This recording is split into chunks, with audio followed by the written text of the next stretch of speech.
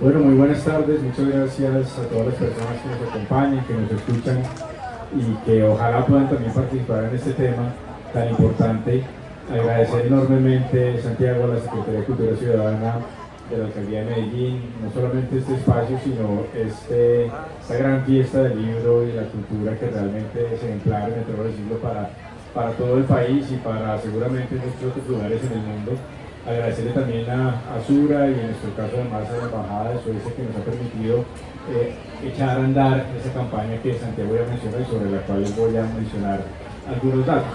Y pues lo primero es, y gracias por la pregunta, podemos presentar como Transparencia por Colombia. Mi nombre es Andrés Hernández, soy director de esta organización que fue creada hace más de 25 años por un grupo de personas muy preocupadas por la manera como ese abuso del público que normalmente conocemos como corrupción, pues ha logrado en nuestro país tener unos niveles bastante preocupantes, pero sobre todo con el interés de buscar generar conversaciones para poder identificar maneras de enfrentar una problemática que no solamente se aborda con leyes, con sanciones, con regulaciones, sino sobre todo con un ámbito muy importante que es la manera como actuamos individual y colectivamente frente a lo que nos debería estar beneficiando a todas y todos. Entonces, eso es la Corporación Transparencia por Colombia. Tenemos muchos aliados en distintos lugares del país, tratamos de jalar justamente iniciativas, respaldar acciones que nos ayuden a seguir avanzando en esta tarea tan compleja. Y en el marco de lo que venimos haciendo durante varios años, pues no solamente hemos generado datos sobre la afectación que genera la corrupción en el país, más de 130 billones de pesos en juego, según algunos análisis que hemos hecho nosotros entre 2016 y 2022, analizando casos de corrupción en distintos lugares del país, sino sobre todo algo muy preocupante que es una gran cantidad de personas víctimas de corrupción porque han dejado de acceder a beneficios, servicios, han dejado de poder ejercer derechos que son propios de cada una de ellas y de colectivos. Calculamos más o menos 11 millones y medio de personas, 14 millones de personas afectadas directamente por corrupción en ese periodo que les acabo de mencionar. Pero esto nos lleva entonces a seguirnos preguntando permanentemente, pues, ¿cómo hacemos para enfrentar eso? Y ya lo dije antes, una de las grandes apuestas que podemos hacer como organización de sociedad civil, como organización ciudadana, es justamente invitar a una reflexión colectiva que nos ayude no solamente a estar alertas sobre lo que pasa en el ámbito público, en el ámbito privado también, sino que nos preguntemos qué tanto estamos aceptando como personas y como sociedad comportamientos que deberían cuestionarnos mucho más. Y ahí nace la campaña justamente Ser corrupto no es normal. La hemos normalizado de alguna manera con frases como hay que reducir la corrupción a las justas proporciones, roba pero hace, o voy a robar pero voy a robar poquito. Pareciera que eso fuera algo normal ya en nuestra cultura política, en nuestra cultura democrática, cuando no es lo normal. Y esa es la primera transformación que queremos plantear. Y por lo tanto, también dar el salto hacia pues, pensar qué debería ser lo normal. Y por eso nace esa campaña de ser honesto lo normal. Aprovecho para invitar a todas las personas que nos acompañan. Ahí tienen un QR en la pantalla que justamente es un test de qué tan normalizado tenemos cada una de nosotros esas frases, esos comportamientos que parecieran darle vía a la corrupción. Así que lo que hacemos es generar esa reflexión para que desde lo individual o colectivo contribuyamos a una problemática que amerita la situación de todas y todos. Uno de los temas que incluías ahí, digamos, me parece fundamental también es como la reivindicación de la honestidad como cotidiana. Y un poco la honestidad como eso, de todos los días, de todas las personas, esta idea como que ha hecho parte de las conversaciones que hemos tenido sobre cómo promovemos también y hacemos evidente los comportamientos colectivos de las personas. Al final de cuentas, en la vida cotidiana, la gran mayoría de las personas, la gran mayoría del tiempo, pues están siendo honestas en sus interacciones, confiables. Digamos que la disposición natural de las personas va dirigida precisamente como a tener este tipo de expresiones y de comportamientos. Y de alguna manera, pues la campaña también intenta poner como el énfasis en curiosamente no normalizar o simplemente como obviar o subestimar esa honestidad cotidiana. ¿Cómo ves el papel como de esa honestidad cotidiana en esta narrativa grande sobre la corrupción grande, sobre la corrupción como política con la que normalmente, no sé, medios de comunicación abordan y hace parte como de la agenda cotidiana de este asunto? Pues es uno de nuestros principales propósitos, de esta conversación. Es que escuchamos mucho sobre corrupción permanentemente. ¿Cuándo escuchamos sobre honestidad? Difícilmente escuchamos esas historias en los medios de comunicación, en los diarios, en el día a día. Y no es que eso tenga que aparecer en los medios. Creo que lo más clave es que esto haga parte de conversaciones cotidianas donde esto se pueda identificar, donde esto se pueda reconocer y sobre todo que lo podamos premiar, no con grandes alborotos, no con grandes fiestas, sino ese refuerzo positivo de los comportamientos que al final nos permiten no solamente revalorizar un comportamiento sincero, revalorizar un comportamiento coherente que podemos tener entre lo que pensamos, lo que decimos, lo que hacemos, sino sobre todo poner eso en función de lo colectivo y de lo público. Revisando un poco varias referencias para esta conversación, me llamó mucho la atención la manera como la reflexión alrededor de la honestidad en muchos momentos de la historia lleva a que no se trata solamente de una acción personal, sino que sobre todo cobra sentido cuando estamos en lo colectivo, ¿no? Entonces hay pensadores que hablan sobre la importancia de la honestidad, no solamente para la esfera pública, para la confianza ciudadana, sino incluso para el ejercicio de la política. Así que, de nuevo, parte de lo que queremos hacer aquí es cambiar un poco la conversación. Dejemos de conversar tanto sobre qué tan corruptos somos, empecemos a darle espacio a que sí podemos ser honestos, a que lo somos en realidad y que podemos favorecer mucho más esos comportamientos. Hay una relación que nos parece siempre muy interesante y que ahorita pues hablo un poquito sobre algunas cosas que han hecho la Secretaría de Cultura Ciudadana que conectan esto, pero es una relación que me parece muy valiosa y que le está sugiriendo también ahí, es esa conexión entre honestidad y confianza. Entonces un poco nos decías como la honestidad digamos, se expresa en lo interrelacional. Uno puede ser como honesto con uno mismo, pero quizás, aunque esa honestidad puede ser valioso como proceso interno, realmente la honestidad un poco más socialmente valiosa es con los demás, no es honesto con otros. Honesto porque dice la verdad, honesto porque cumple la palabra, honesto porque no aprovecha una ocasión, por ejemplo, para hacer trampa a otra persona, etc. Hay un montón de honestidades que pueden ocurrir, pero siempre ocurre en este contexto de yo con los demás. Es como una disposición social. ¿Cómo han evaluado, cómo han conectado con esta idea de, bueno, si la honestidad es esta forma como de cumplir a los demás lo que acordamos, la expectativa que tenemos, la confianza que el rol puede cumplir ahí, sea porque o se afecta o se mejora, ¿cómo le imaginan de cara a esta conversación sobre honestidad cotidiana? Hay distintas maneras de ver la honestidad, la confianza, etcétera, como atributos personales, como virtudes, como valores, como principios.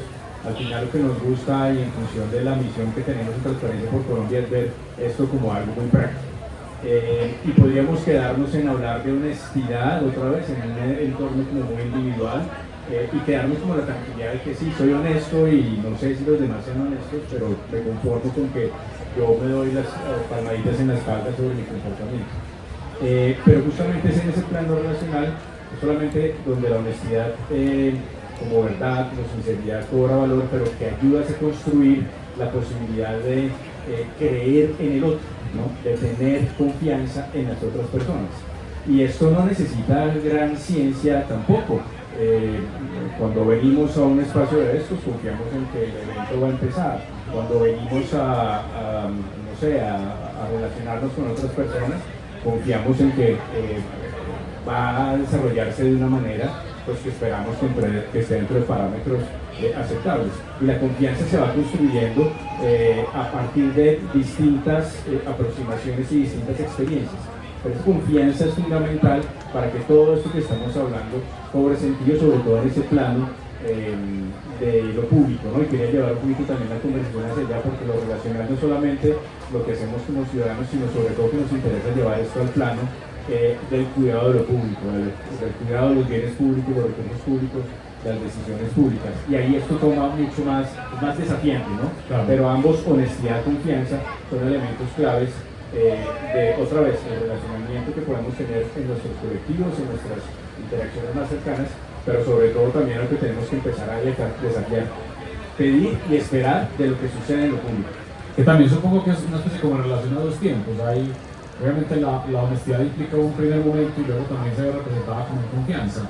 quizás son las expresiones cotidianas que combinen ambas disposiciones, que se vea de manera más clara en cualquier barrio de Colombia, en el caso de Medellín, es por ejemplo la listica de fiados de una tienda, que termina siendo una combinación de varias cosas. Pues el anotado es una expresión de confianza frente a la persona que eventualmente va a pagar, y también hay una expresión de honestidad tanto en quien va a cumplir ese pago como incluso en lo que anotó. Pocas veces, si uno tiene cierta relación cercana con el tendero, uno va y revisa que le anotó. Es como que hay un montón de expresiones y de formas en las que la confianza y la honestidad se vuelven esos dos tiempos cotidianos que se vuelven valiosos. Ahora, introducirse el asunto clave sobre, bueno, la honestidad pública y la honestidad y la confianza en lo público.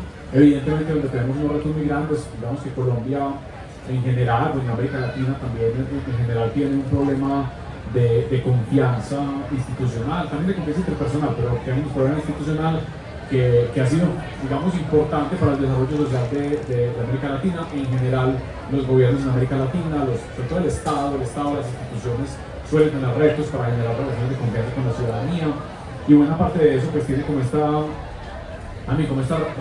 relación de retroalimentación entre por ejemplo, la percepción de corrupción y la confianza puesta en la institucionalidad, la certeza de, por ejemplo, corrupción, en los casos de corrupción lo que puede pasar, y también en el desarrollo de esa confianza. Entonces, no sé, ahí también de cara al trabajo que hace Transparencia, pues ustedes ahora acompañan el índice de transparencia internacional, y en este caso pues Colombia siempre ha tenido y siempre ocupa un lugar muy particular en su noticia, digamos, siempre que se mide el índice, cómo tramitan como este asunto sobre la transparencia pública y la honestidad y la confianza. Algo muy importante es que aquí tampoco se trata de ser ingenuos, ¿no? Y de desconocer una realidad que pues, nos afecta mucho.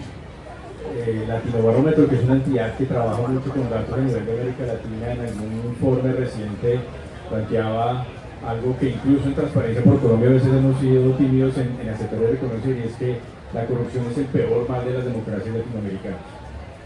Y en los datos que nosotros manejamos en Colombia, lastimosamente, la corrupción administrativa sigue siendo más alta, más frecuente.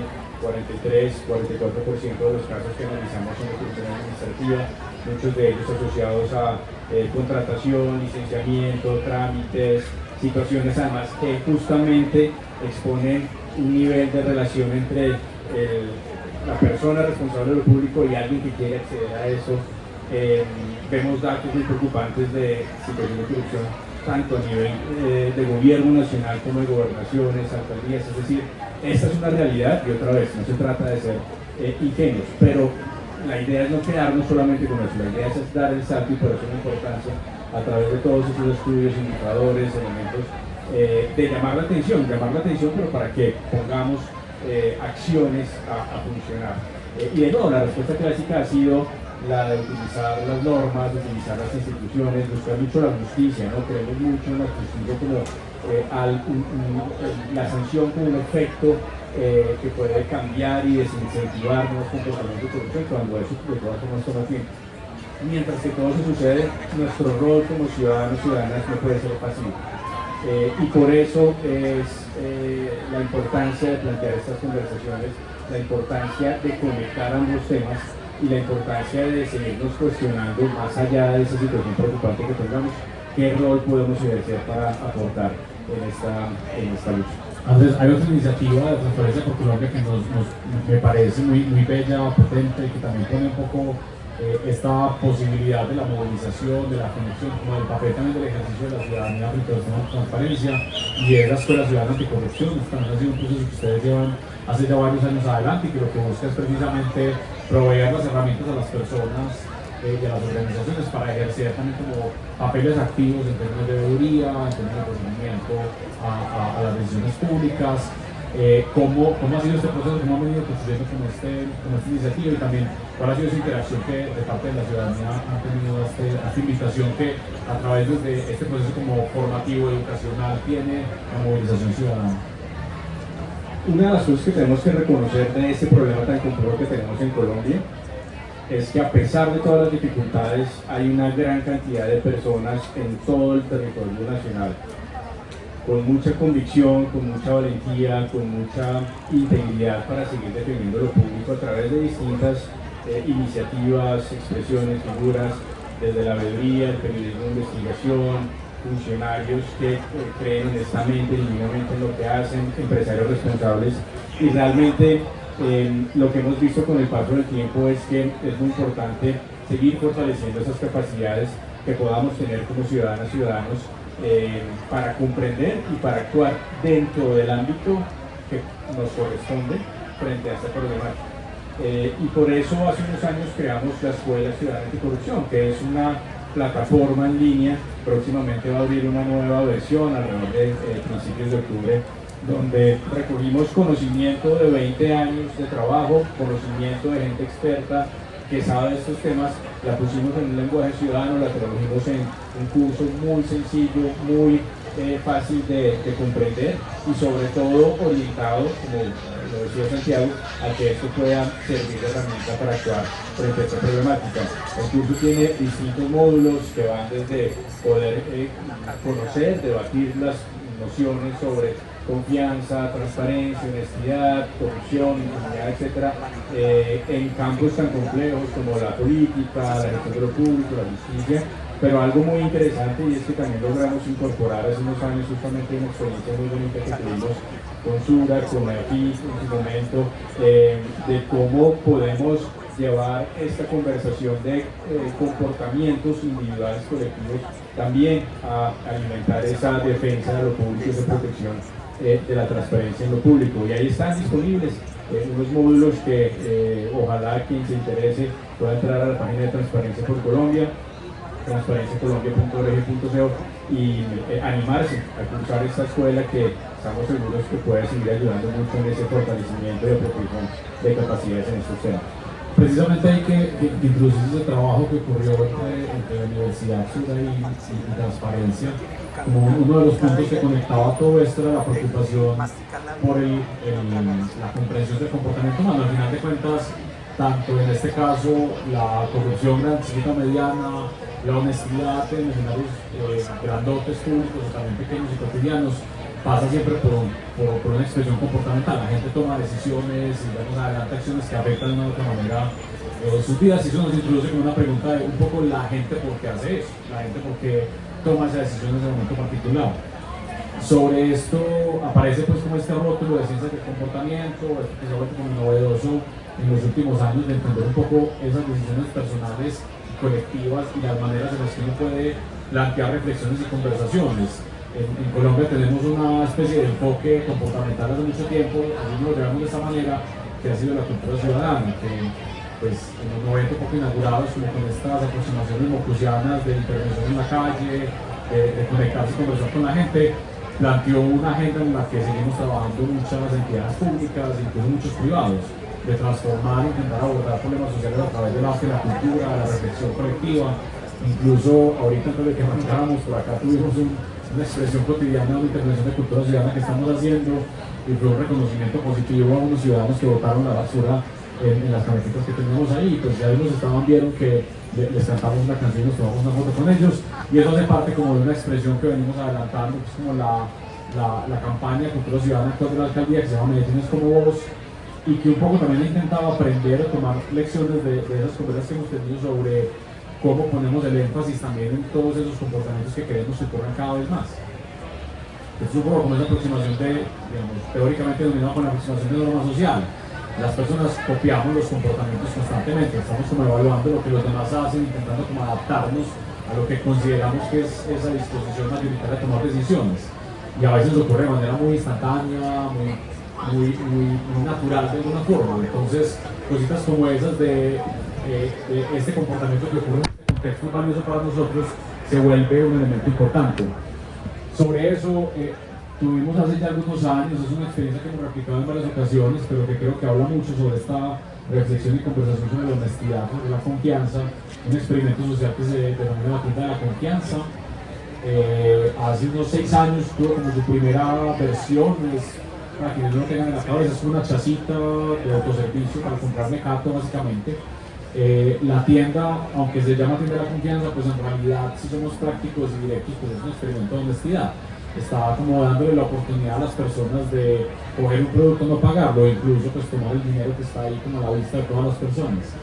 Hemos hecho muchas versiones de ese experimento, hay muchas tiendas de la confianza incluso que están repartidas por la ciudad en este momento, que hacen parte de esa reflexión. Y algo que siempre nos ha pasado es esta idea como del escepticismo del resultado del experimento. Y nos pasa no solamente cuando lo hicimos aquí en Medellín, algo que nos pasa mucho también, que supongo que a ustedes también les aparece, es como la diferencia regional. Entonces muchas veces que presentamos el experimento la gente dice, eso pues en Medellín, pero si lo llevamos a inserta ciudad, allá no va a funcionar. Nuestra inclinación general es que probablemente lo haga, que de alguna manera el experimento también está poniendo en evidencia que quizá ese punto de partida nuestro de que todas las personas puedan tomar la oportunidad de, en este caso, aprovecharse del experimento, no es el mejor punto de partida, que hay mucho prejuicio ahí que termina como informando eso, y que cuando lo ponemos como a prueba, la mayoría de la gente realmente, pues como nos pasaba en este experimento, nos ha pasado siempre, pues coge su cosita, paga y, digamos, no aprovecha como esa oportunidad de alguna manera que se puede estar presentando para ser deshonestos, en este caso un poco para aprovecharse de alguna forma de la confianza del ejercicio.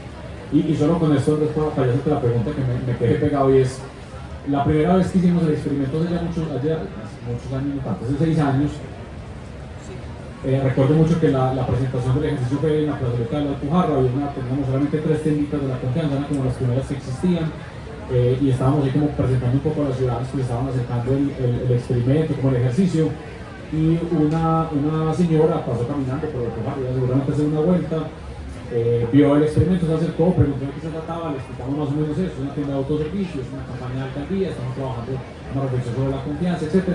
La señora incluso le compró un chocorramo 1000, esa era una sensación, era una muy buena estrategia, además que funcionaba, los chocorramos nunca han valido 1000, la gente pues, la señora compró su chocorramo, pagó sus 1000 pesos, y se volteó y me dijo, esta es la primera vez que el Estado confía en mí, y se fue caminando.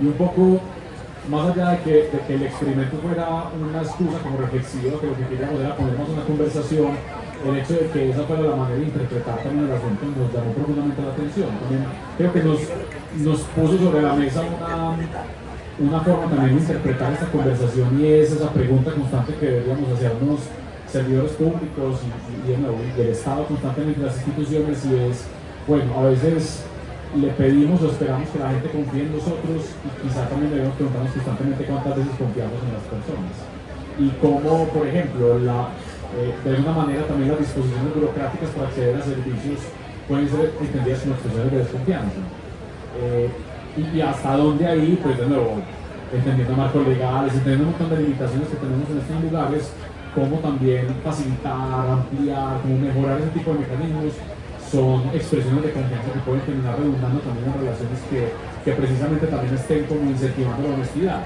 Si mi disposición burocrática es te voy a pedir esto porque creo que no eres honesto y no confío en ti, quizás la eliminación del trámite es una forma de decirle yo confío en usted, y como que la respuesta de la persona sea una interacción honesta. Entonces hay como una cosa ahí del círculo virtuoso, pero también del círculo vicioso posible, que esa expresión de la confianza también desde acá hacia allá. Entonces, no sé también eso, esa conversa sobre honestidad expresada en parte de las personas, confianza, pero también desde las instituciones públicas, obviamente, pero también aquí creo que entra, pues, eso. Puede ser igual de frustrante ir a hacer un trámite en la Alpujarra, como puede ser ir a hacer un trámite en una empresa de telefonía. Digamos que la interacción puede pasar por trámites muy similares. No sé qué han pensado sobre eso un poco. Sí, o un pequeño empresario tratando de que la empresa grande le pague a tiempo y no a 180 días, por ejemplo. Es una reflexión supremamente interesante, porque además no solamente se queda en reflexión, sino que tiene su dimensión práctica.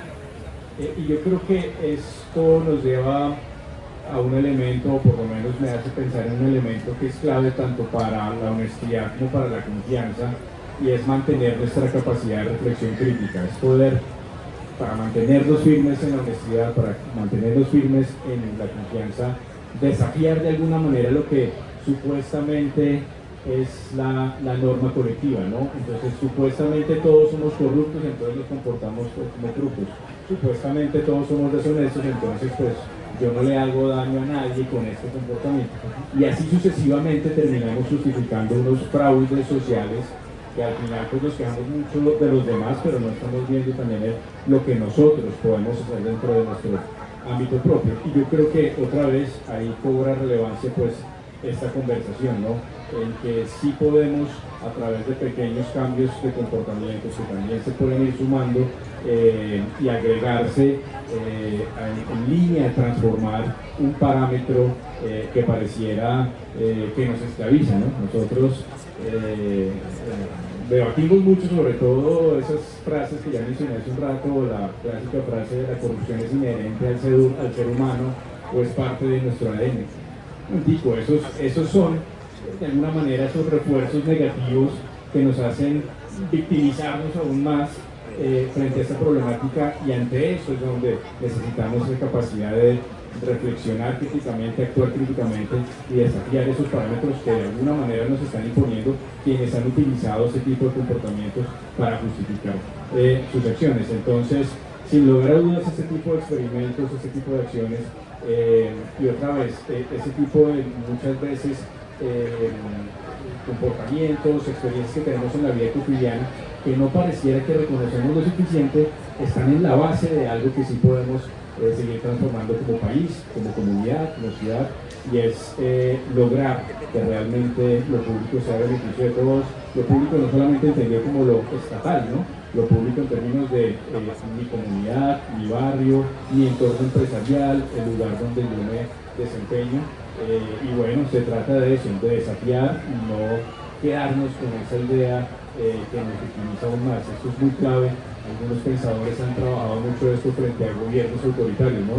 Lo primero que perdemos frente a regímenes autoritarios es la capacidad de pensar, de reflexionar y de actuar, e incluso de mantenernos firmes en nuestras convicciones y nuestras creencias. Ahí es donde podemos hacer la diferencia, cada uno como persona. Un poco lo estaba sugiriendo, pero me parecería valioso si exploramos un poco esta conexión, que sé que además tiene como su controversia también un poco teórica, y es la conexión que puede haber entre como la deshonestidad o la honestidad ciudadana cotidiana y como la gran deshonestidad o la gran honestidad. Es decir, como esa controversia que puede existir entre si nos enfocamos, que creo que también hace parte como la reflexión que han tenido frente a la campaña, si nos enfocamos únicamente como en los grandes escándalos de corrupción, o si también es necesario, posible y valioso estar incluso enfrentar eso, la conversación sobre los comportamientos como más cotidianos. ¿Cuál ha sido como esa conexión, esa reflexión? Insisto, entiendo que hay como una controversia también teórica, incluso institucional, sobre dónde pararse en esa como dicotomía. Hay una cosa súper interesante, volviendo a lo que mencionaba Santiago hace un rato, y cómo se entienden estas cosas en distintas regiones del país. Cuando hemos hablado justamente de los mensajes iniciales de la campaña, hemos hablado en el Valle, en la costa, en Bogotá, en Antioquia, lo que dicen, bueno, es que ese mensaje hay que transformarlo para que la gente lo entienda y lo comprenda de alguna manera más clara.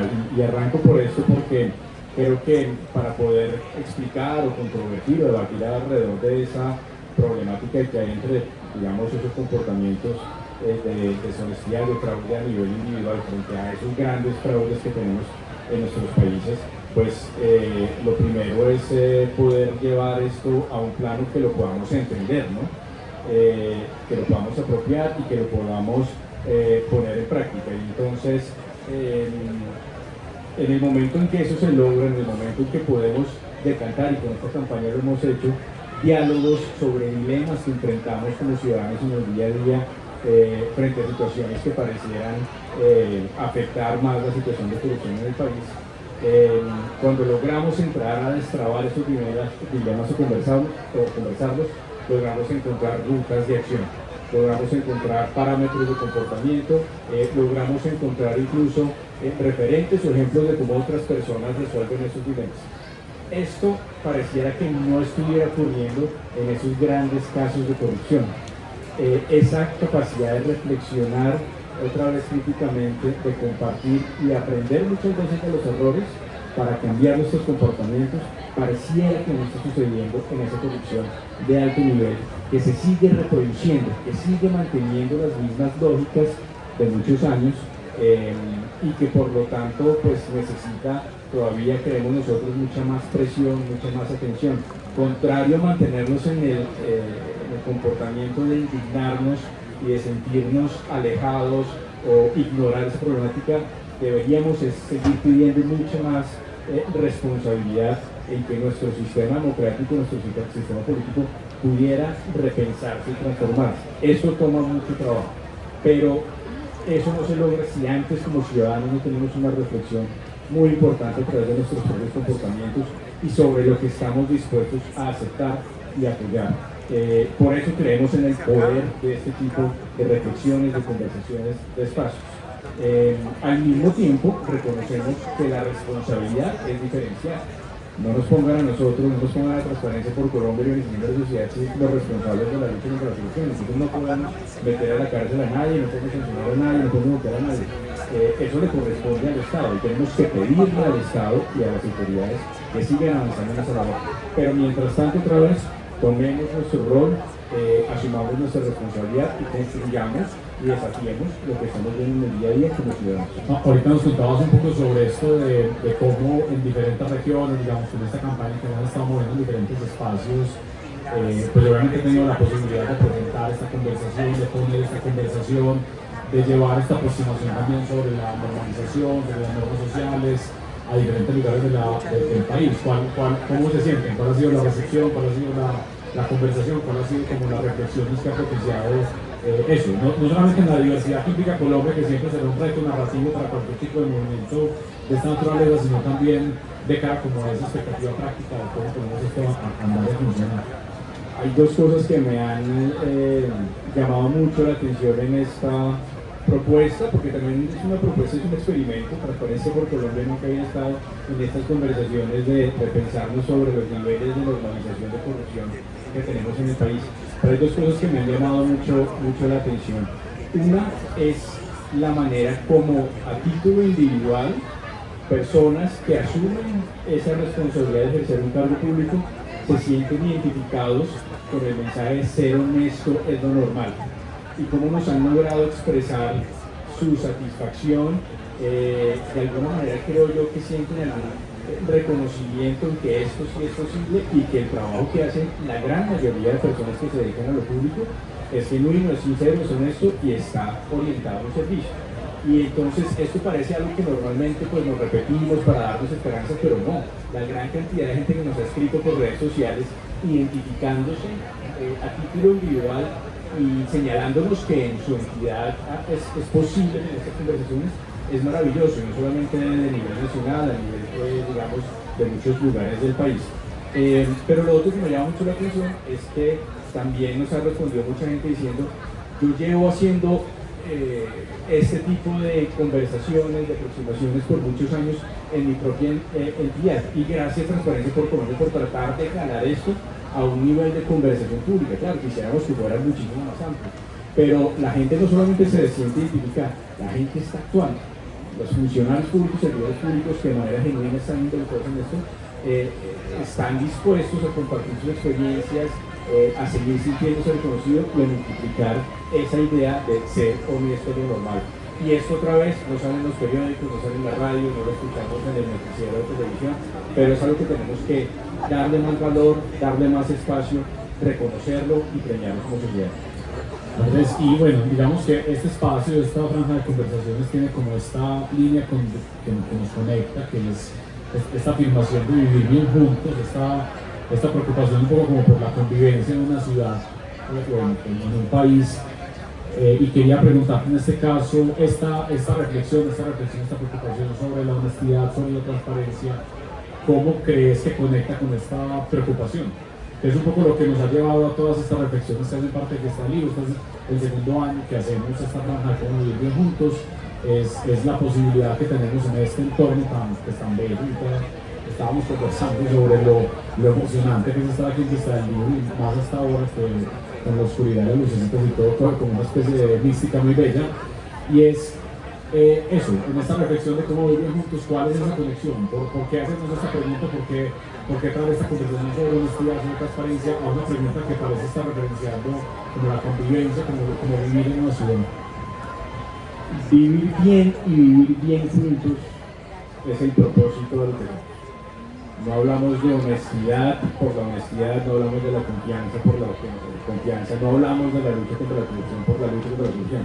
Hablamos de esto porque creemos que son vehículos, que son medios, que son instrumentos para un propósito mayor, y ese propósito mayor se identifica muy bien en ese planteamiento de vivir bien juntos. Y me gusta otra vez separarlo, vivir bien y vivir bien juntos, porque no se trata otra vez de buscar solamente el beneficio particular, sino se trata que ese beneficio pueda ser compartido, que pueda ser experimentado en colectivo, y que además nos sirva para una convivencia que el país permanentemente ha estado buscando, ¿no? Esa noción de, otra vez, lo público, no solamente entendido como lo estatal, es básicamente la posibilidad de poder encontrarnos de manera libre, de manera honesta otra vez, de manera confiada, en lugares donde podamos conversar sobre nuestras ideas sin matarnos, donde podamos compartir experiencias buenas o malas, sin que eso tenga una trascendencia hacia dramas o de catástrofes, y que realmente comprendamos que sí es posible vivir bien y vivir bien juntos cuando ponemos en función de ese último propósito muchas de estas cosas sobre las que hemos estado hablando, y que en últimas otra vez son instrumentos para que realmente podamos vivir mejor en sociedad. Yo ahí, y te sumo algo que también hace parte como de ese reconocimiento que les hacemos al esfuerzo que vienen realizando, a lo valioso de la campaña y de todo el trabajo de transparencia, y es este aprendizaje que hemos tenido con ejercicios como el que les contábamos ahorita, esta idea de qué ocurre cuando también damos la posibilidad a ese comportamiento como espontáneo de la gente como de salir a flote. Hay un pedacito del discurso que dio la politóloga Elinor Ostrom cuando se ganó el Nobel de Economía en 2009, en el que ella básicamente decía que las instituciones, las políticas públicas, como que los esfuerzos institucionales deberían tener como propósito fundamental sacar a relucir lo mejor de las personas.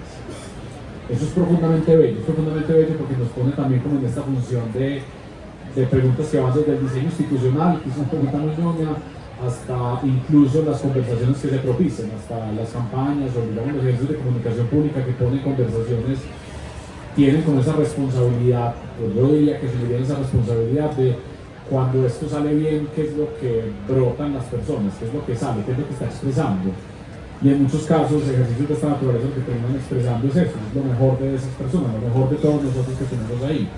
La tienda de la confianza que sale bien no es sino la evidencia de algo que todos deberíamos tenernos en la cabeza, y es que la gran mayoría de la gente, la gran mayoría del tiempo, la gran mayoría de las circunstancias está intentando hacer lo mejor posible para que las cosas salgan bien y para que estemos bien, para que podamos vivir bien juntos. Esa es como la disposición un poco más cotidiana que tenemos todos los seres humanos. Entonces, pues ver cómo estos ecos, estas resonancias de las poblaciones que se están planteando, y esta idea y ese reconocimiento que me contaste también, que creo que para muchos, por ejemplo, servidores públicos puede resultar una especie de respiro sobre esa idea también, digamos, de la conversación que suele girar alrededor de ellos mismos. Creo que puede ser muy valioso y plantear también otros escenarios de reflexión alrededor de la honestidad y de la transparencia. Andrés, una última preguntita para tener un momentico de preguntas que ya casi estamos cerrando, y es, bueno, ¿qué sigue en este esfuerzo, qué sigue en este proceso, qué están imaginando en el futuro cercano en el despliegue de esta campaña? Bueno, esa es una gran pregunta, Santiago, y la verdad es que no la tengo resuelta todavía, y miro a mi equipo, y miro a mis aliados, y miro a mis colegas para ver cómo seguimos en lo colectivo en esto, porque el desafío es muy grande, y más en un contexto complejo como el que estamos viviendo en el país, incluso en el mundo, pues mantener estos procesos no es sencillo, y muchas veces pareciera que estamos remando contra la corriente, pero justamente la posibilidad otra vez de tener estas conversaciones hoy en Medellín, ayer en Cali, mañana en Cartagena, posteriormente en Bogotá, donde sea en el territorio nacional. O sea, no te quedas en fiesta, solamente hoy vas a estar en la fiesta del libro. Lastimosamente sí. Tienes que ahorita te pruebas para llevar al menos un par de libros. Maravilloso esta experiencia, y habrá que volver en una práctica recurrente anual. Pero veremos, bienvenidas las ideas, bienvenidas todas las expresiones. Aquí la creatividad además es amiga de la posibilidad de ponerle pensamiento crítico a esto. No se vayan sin hacer el test ahí con el QR, porque eso es parte de lo que al final ponemos, y mi gran equipo además que nos acompaña inventándose todo esto, ponemos al servicio de quienes nos quieran escuchar para justamente seguir recibiendo ideas, sugerencias, apoyos de cómo avanzamos en esto, porque esto además hay que hacerlo en colectivo, así que veremos, ojalá por lo menos que podamos seguir viniendo a la fiesta del libro. Invitadísimos. Sí, será fantástico, con un buen hito de continuidad de todo esto. De don Andrés, muchísimas gracias. Bueno, no sé si alguna pregunta, comentario que nos quieran compartir en los 5 minutitos que tenemos.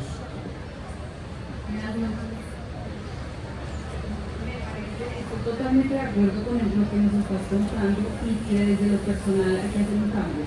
Porque no podemos esperar que todo cambie, que sea perfecto, mientras que yo no soy responsable de los actos.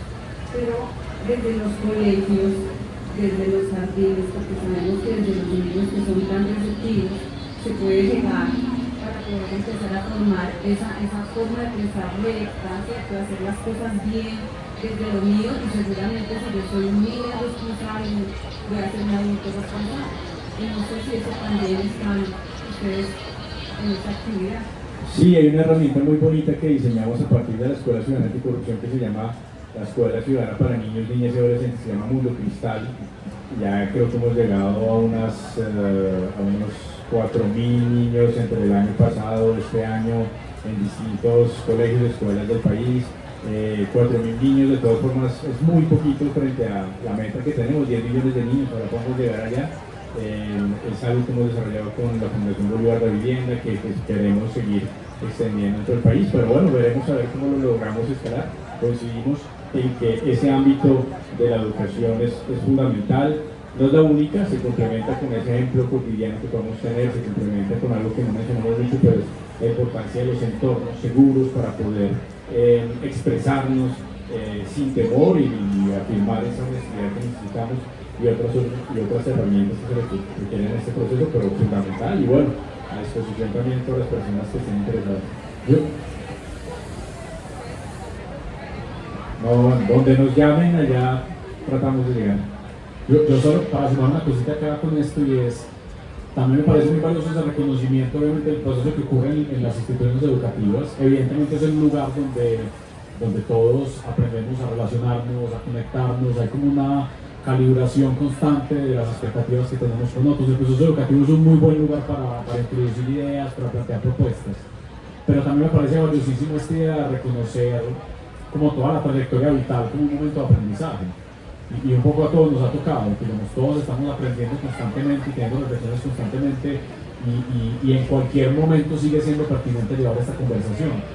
Entonces, obviamente es como ese esfuerzo que puede ocurrir en la institución educativa, por lo relevante que es, por lo importante, por lo abiertos que pueden estar en ese momento los chicos como a recibir conversaciones, pero también tener esta claridad de que en todo momento será pertinente seguir conversando sobre honestidad, sobre confianza, sobre convivencia.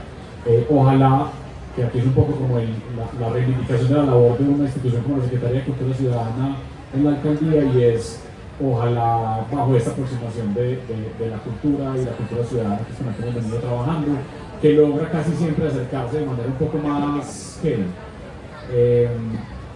abierta, a veces entretenida, atractiva a la preocupación y a la reflexión, incluso de temáticas que podrían ser en otro contexto, no sé, difíciles o complejas.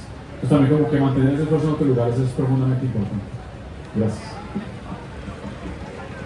Buenas noches. Buenas noches. Un saludo. Buenas noches. Yo tengo algunas inquietudes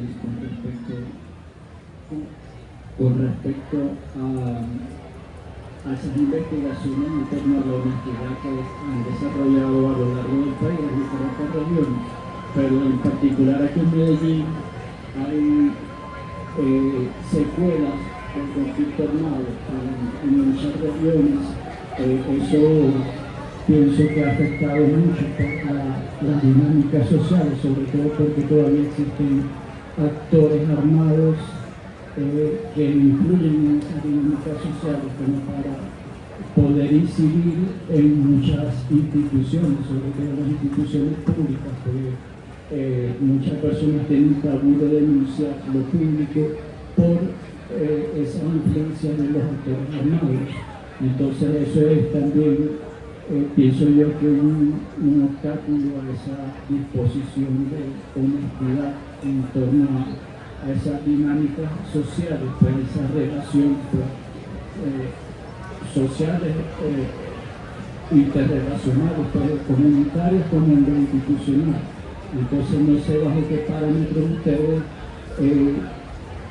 también toman en cuenta esas incidencias pues, de esos actores armados en diferentes regiones, porque aquí en Medellín he notado que también hay mucha cultura de la violencia, sobre todo cuando uno ve esas dinámicas sociales entre diferentes sectores sociales, ¿no? Hay una realidad por allá en el poblado, otra realidad por allá en las laderas.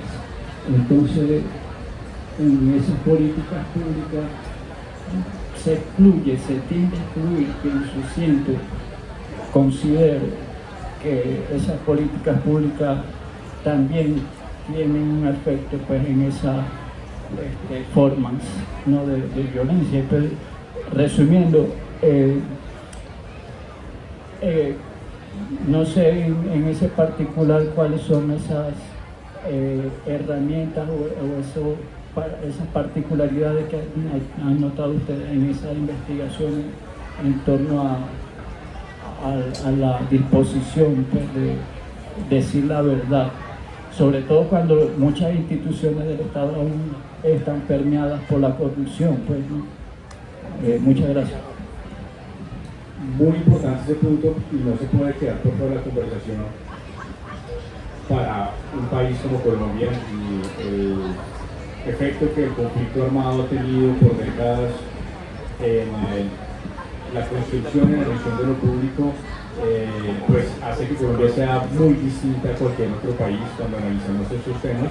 De manera muy breve hemos analizado bastante la relación entre corrupción, conflicto, que se retroalimentan, que han estado presentes, he tenido muchas expresiones a lo largo de nuestra historia. La Comisión de la Verdad documentó bastante también este tema, nosotros lo hemos recogido, lo hemos analizado y es algo sobre lo que seguimos insistiendo, la importancia de reconocer también la corrupción como algo que ha facilitado ese conflicto armado, esas dinámicas de violencia y por lo tanto la necesidad de seguir abordando esta realidad dentro de las políticas públicas y las acciones, no solamente en lo institucional, sino también en lo social, que tenemos que poner en marcha alrededor de eso.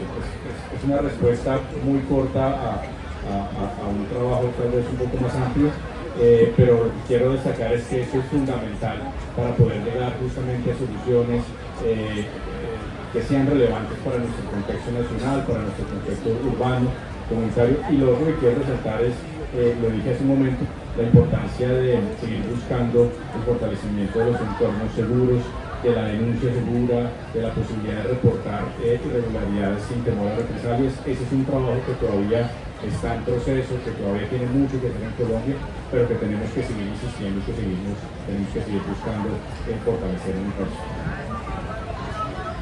Bueno, agradecemos mucho a Andrés Hernández, director de Transparencia por Colombia, a Santiago Silva, director del Secretario de Cultura Ciudadana, y a todos ustedes por habernos acompañado en este espacio de hoy. Demos un fuerte aplauso por esta conversación tan importante alrededor de la transparencia, de la corrupción y tan necesaria. Agradecemos adicionalmente a nuestras entidades que hacen posible esta fiesta del libro, a la Secretaría de Cultura Ciudadana del Distrito de Medellín, al Sistema de Bibliotecas Públicas de Medellín, a la Biblioteca Pública Piloto y por supuesto a nuestros grandes aliados EPM, Compenalco, Compama y la Fundación EPM. Los invitamos entonces para que nos acompañen a las 7 de la noche